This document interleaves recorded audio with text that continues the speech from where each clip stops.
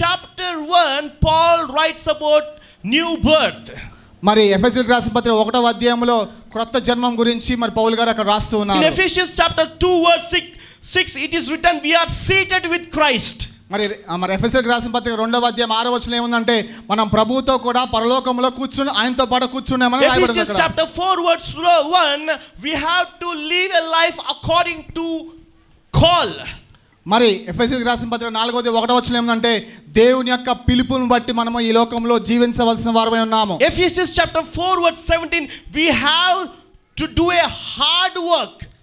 ఎఫెసీయులకు రాసిన పత్రిక 4వ అధ్యాయం 17వ వచనంలో మరి ఈ లోకంలో ఒక బలమైన మరి కార్యం మనం ఈ లోకంలో పోరాడవలసిన వారమై ఉన్నాము. Ephesians chapter 5 verse 8, we have to walk in love. ఎఫెసీయులకు రాసిన పత్రిక 5వ అధ్యాయంలో ఏం రాయబడిందంటే మనం ప్రేమలో జీవించవలసి ఉన్నాము. Ephesians chapter 5 verse 17 and 18, we have to walk in wisdom.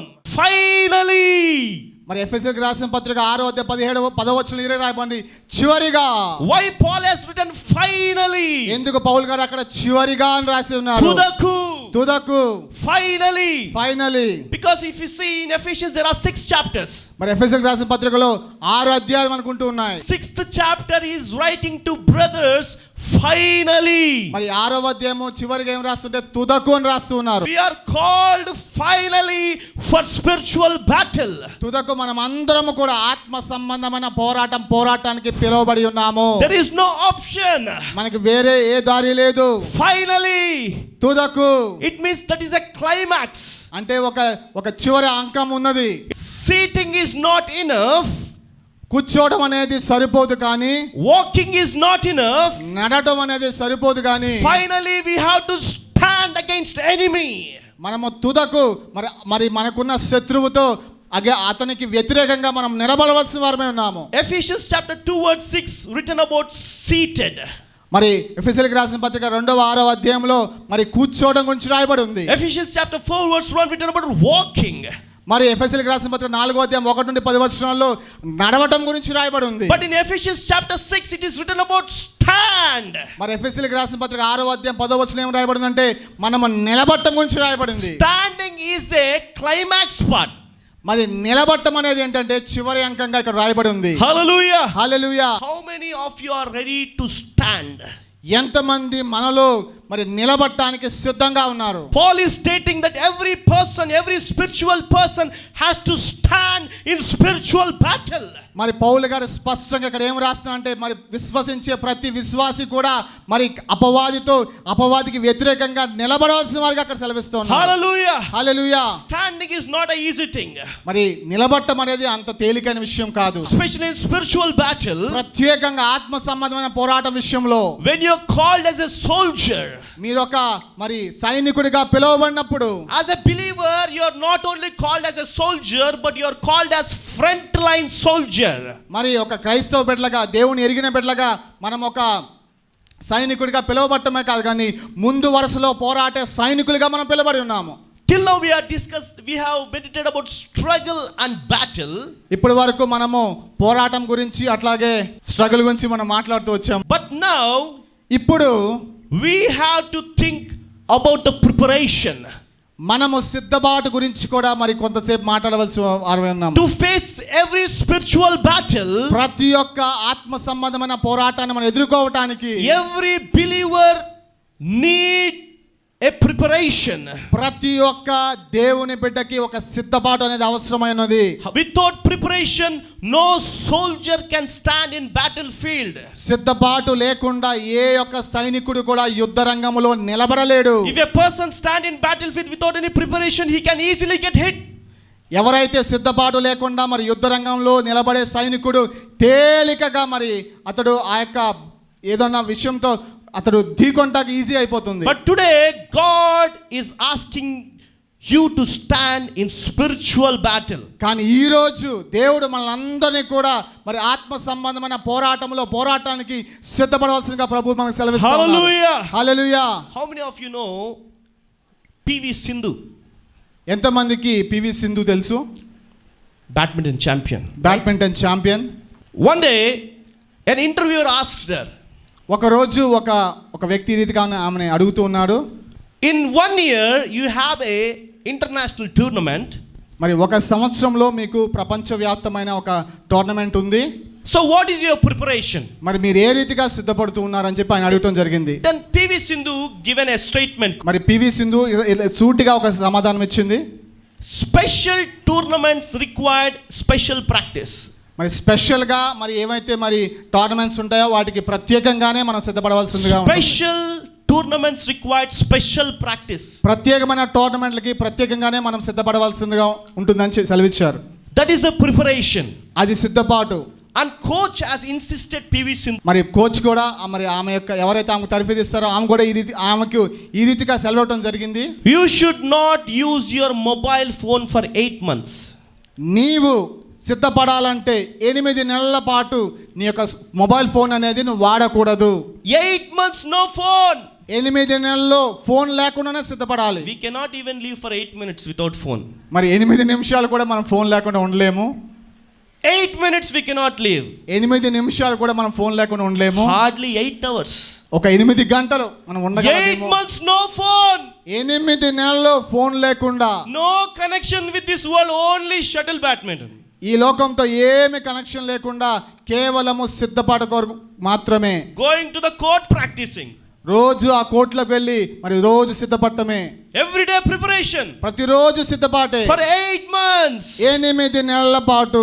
So behind her success there is lot of preparation. మరి ఆమె యొక్క మరి విజయం వెనక చాలా చాలా సిద్ధపాటు ఉంది. Today Christians want victory without any preparation. మరి ఈ రోజు క్రైస్తవులు మరి విజయాన్ని పొందుకోవాలనుకుంటున్నారు ఎటువంటి సిద్ధపాటు లేకుండా. Without any preparation. మనకి ఆశీర్వాదాలు కావాలి ఎటువంటి సిద్ధపాటు లేకుండా. They don't want to do any kind of sacrifice. వాళ్ళు ఎటువంటి త్యాగం లేకుండా ఆశీర్వాదాలు పొందుకోవాలనుకుంటారు. Without any preparation they want all kind of instant blessings in their life. ఎటువంటి సిద్ధపాటు లేకుండా వాళ్ళ వ్యక్తిగత జీవితంలో వెంటనే ఆశీర్వాదాలు రావాలని కోరుకుంటున్నారు. When you are standing in a spiritual battle you need a preparation.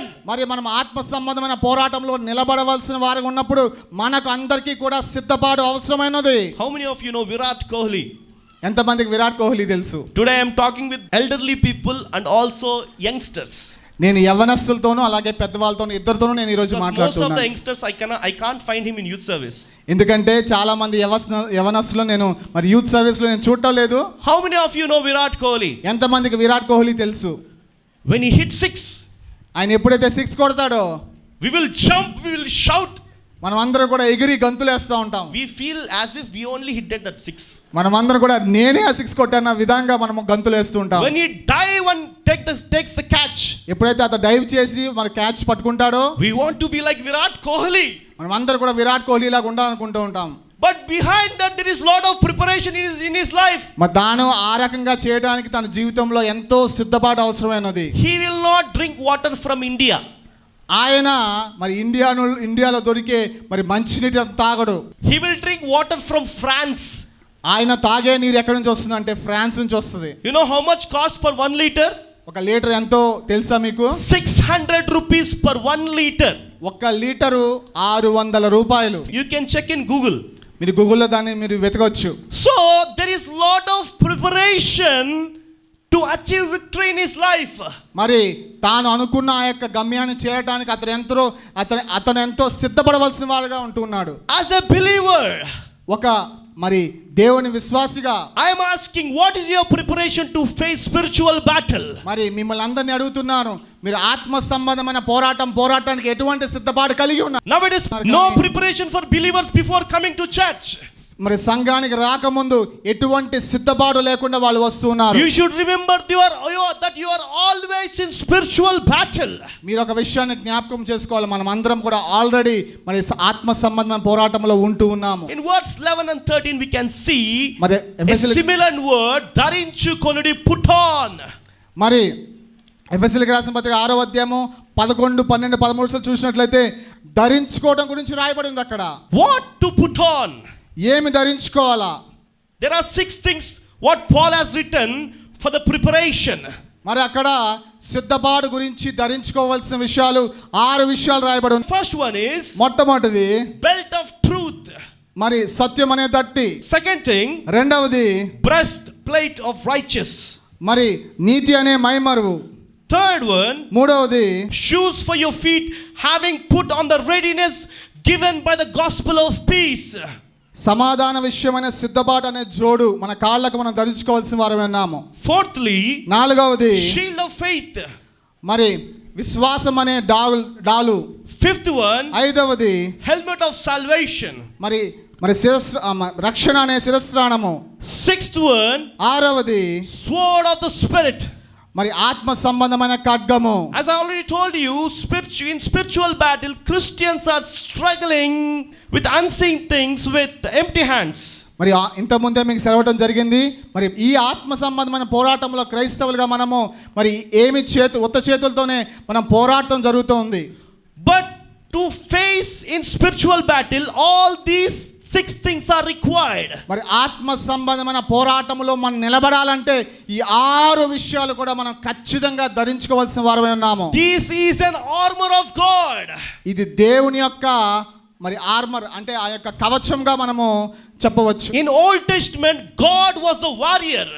మరి పాత నిబంధన కాలములో దేవుడు ఒక పోరాట యోధుడిగా ఉంటూ ఉన్నాడు. In Old Testament, God was a warrior. మరి పాత నిబంధన కాలములో దేవుడు ఒక పోరాట యోధుడిగా మనం చూడవచ్చు. He used to fight against enemies. ఆయన మరి శత్రువులతో ఆయనే పోరాటం మనం చూడొచ్చు. So God used to fight against the enemies behalf of people of Israel. మరి ఇశ్రాయేలీయుల పక్షమున దేవుడే యుద్ధమాడుతూ యుద్ధ వీరుడిగా మనం ఆయన చూడొచ్చు. But in New Testament, కానీ కొత్త నిబంధనకు వచ్చేసరికి God has given you the armor of God to fight against evil spirits. దేవుడు మనకి సర్వాంగ కవచాన్ని ఇచ్చున్నాడు. దేని కొరకంటే మరి ఈ యొక్క దురాత్మ శక్తులతో పోరాటానికి అని ఇచ్చున్నాడు. Hallelujah. Hallelujah. To fight with unseen things, these 6 things are required. మరి ఏమైతే మనకి కనపడవో వాటితో పోరాటానికి ఈ 6 విషయాలు మనం ధరించుకోవాల్సిన వారమే ఉన్నాం. First one is belt of truth. సత్యం అనే దట్టి. మొట్టమొదటిది సత్యం అనే దట్టి. Belt of truth. సత్యానికి వచ్చినట్లయితే In this world we can never see truth anywhere. మరి లోకములో సత్యం అనేది మనం ఎక్కడా చూడలేము. This world is living in lie. ఈ లోకమంతా కూడా ఒక అబద్ధంలోనే జీవిస్తూ ఉన్నది. No truth in families. మరి కుటుంబంలో సత్యం లేదు. No truth in secular world. ఈ లోకపరంగా చూసుకుంటే ఎక్కడా కూడా సత్యం లేదు. No truth in politics. మరి పాలిటిక్స్ లో కూడా ఎక్కడ కూడా సత్యం లేదు. No truth, nowhere there is truth. ఏది కూడా సత్యం అనేది మనం కనపడదు. Current world is running with lie.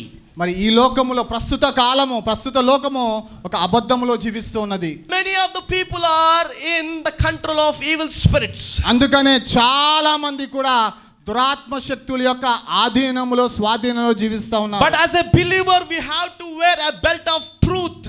మరి విశ్వాసిగా మనం అందరం కూడా సత్యం అనే దట్టి ధరించవలసిన వారమై ఉన్నాము. The word of God clearly says the truth will set you free.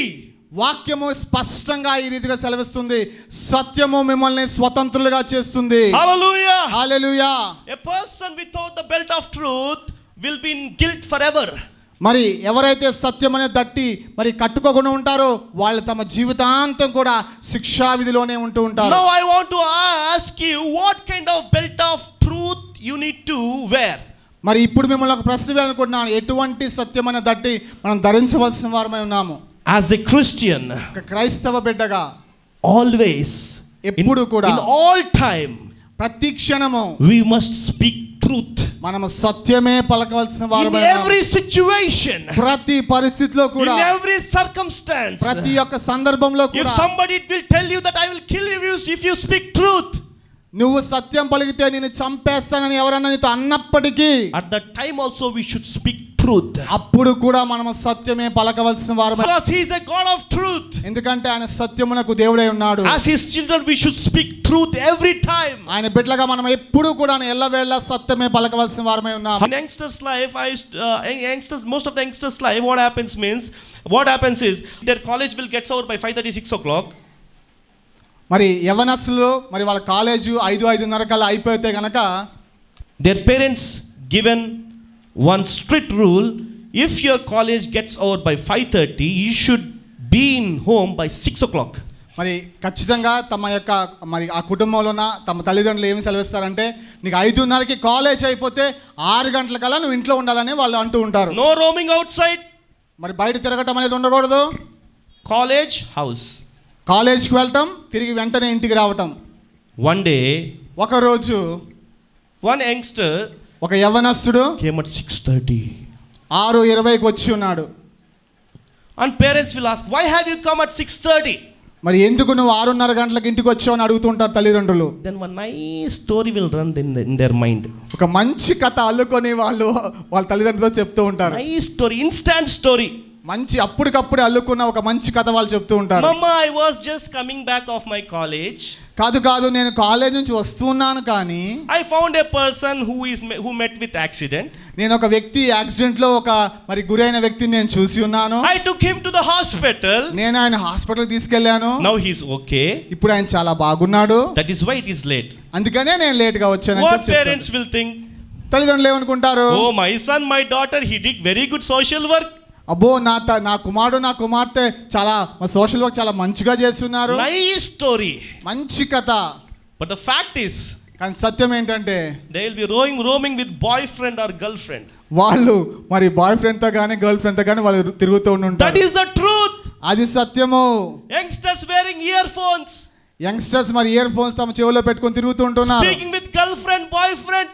మరి తమ యొక్క మరి గర్ల్ ఫ్రెండ్ తో గానీ బాయ్ ఫ్రెండ్ తో గానీ మాట్లాడుతూ. When parents come near, ఎప్పుడైతే తల్లిదండ్రులు వాళ్ళ దగ్గరికి వస్తారో they will sing hallelujah స్తుతి మహిమ as if they are listening some song. వాళ్ళ పాట మారిపోతుంది, వాళ్ళ భాష మారిపోతుంది. హల్లెలూయా స్తుతి మహిమ పాట పాడుతూ ఉంటారు. Where is the belt of truth, my dear brothers and మరి sisters? సత్యం అనే దట్టి ఎక్కడ కలిగి ఉన్నాం మనం ప్రియులారా? You youngsters, where is the belt of truth? ఓ యవ్వనస్తులారా, సత్యం అనే దట్టి ఎక్కడ మీరు కలిగి ఉన్నారు? If I ask a person, oh, where are you? Are you coming to the church now? మరి యవ్వనస్తులారా, మీరు ఎందుకు సంఘానికి వస్తున్నారని అడిగినట్లయితే, అన్న, I just crossed cement godown. అన్న, ఇప్పుడే నేను సిమెంట్ గోడం దాటి ఉన్నాను, వచ్చేస్తున్నాను అని చెప్తుంటారు. somewhere in Rudrampet. వాళ్ళు అక్కడెక్కడో రుద్రంపేటలో ఉండి ఉంటారు. Where is the belt of truth? ఎక్కడ సత్యం అనే దట్టి ఎక్కడ కలిగి ఉన్నారు? If you ఉన్నారు? don't have belt of truth, evil will destroy your life, my dear youngsters. సత్యం అనే దట్టి గనక మీరు ధరించుకున్నట్లయితే అది మిమ్మల్ని విధ్వంసం చేస్తుంది. Remember that your spiritual battle. ఇదిగో మీ ఆత్మ సంబంధమైన పోరాటాన్ని మీరు జ్ఞాపకం చేసుకొని జీవించండి. When you are called as a blood washed person, ఇదిగో దేవుని యొక్క రక్తము చేత కడగబడిన బిడ్డగా మీరు పిలువబడి ఉండగా, you are in spiritual battle. మీరు ఒక ఆత్మ సంబంధమైన పోరాటం కలిగి ఉన్నారు. If you want to face devil in spiritual battle, మీరు అపవాదిని మన ఆత్మ సంబంధమైన పోరాటంలో మీరు ఎదుర్కోవాలంటే you should have belt of truth. సత్యం అనే తట్టి మీరు ధరించుకునే వారిగా In all ఉండాలి. the situations. అన్ని పరిస్థితుల్లో. If I ask a believer, why you didn't come to the church last week? మరి ఎవరినన్నా ఒక వ్యక్తిని మరి పోయిన వారం మీరు మందిరానికి ఎందుకు రాలేదు మరి అడిగినట్లయితే, I'm not talking about everyone. అందరి గురించి నేను మాట్లాడలేదు. Some people, కొంతమందిని instant story starts. వెంటనే ఒక కథ వాళ్ళు అల్లుకొని చెప్తారు. కథ ప్రారంభమవుతుంది. అప్పుడే కథ ప్రారంభమవుతుంది. If they give that stories to movie people, every movie is blockbuster only. ఆ కథలు కనుక మనం సినిమా తీసే వాళ్ళకి ఇచ్చినట్లయితే ప్రతి ఒక్క కథ కూడా సూపర్ డూపర్ హిట్ అవుతూ ఉంటుంది. If you are in a stage of creating an instant story in your mind, ఇప్పుడు మీరు అప్పటికప్పుడు కథలు అల్లుకునే స్థితిలో గనక మీరు ఉన్నట్లయితే, you don't have belt of truth. మీరు సత్యం అనే దట్టిని No belt of truth. మీరు సత్యం అనే దట్టి ధరించుకున్నవారు car. My dear brothers and sisters, నా ప్రియమైన సహోదరి సహోదరులారా, spiritual battle, ఆత్మ సంబంధమైన పోరాటము, this is the first thing. ఇది మొట్టమొదటి విషయము. Evil is a head for the lie. అపవాది మరి అబద్ధమునకు జనకుడు. If you have the habit of speaking lie every time, ఎప్పుడైతే మీరు అబద్ధం అనేది మరి పలకటం మీరు అలవాటుగా చేసుకుంటూ you are ఉంటారు, not in God's control, but you are in the control of evil. మీరు దేవుని యొక్క ఆధీనంలో లేరు కానీ మెల్లిమెల్లిగా క్రమక్రమంగా అపవాది యొక్క ఆధీనంలోకి వెళ్ళిపోతూ ఉంటారు. As a Christian, దేవుని క్రైస్తవ బిడ్డగా, as a believer, విశ్వాసిగా, you should always speak truth. మీరు ఎప్పుడు కూడాను సత్యాన్నే పలకాలి. And truth shall set you free. ఆ సత్యము మిమ్మల్ని స్వతంత్రులుగా చేస్తుంది. Hallelujah. Hallelujah. The God who is in us, he is a true God. మనలో ఉన్న దేవుడు సత్యవంతుడై ఉన్నాడు. So we should always speak truth. కాబట్టి మనం ఎప్పుడు కూడా సత్యాన్నే పలకాలి. Belt of truth. సత్యం అనే దట్టి In all situations. ప్రతి సందర్భంలో, In all circumstances. ప్రతి పరిస్థితిలో, In all circumstances. ప్రతి పరిస్థితిలో. As many times Pastor Raghunath Daniel has said the difference between wearing the name of the Lord and bearing the name of the Lord. How many people remember this? చాలా సందర్భాల్లో మన pastor గారు రఘునాథ్ దేనియాల గారు మరి క్రీస్తు యొక్క నామాన్ని ధరించడము, క్రీస్తు యొక్క నామాన్ని భరించడం గురించి చాలాసార్లు సెలవిస్తూ ఉన్నారు. ఎంతమందికి మీలో విషయం గురించి తెలుసు?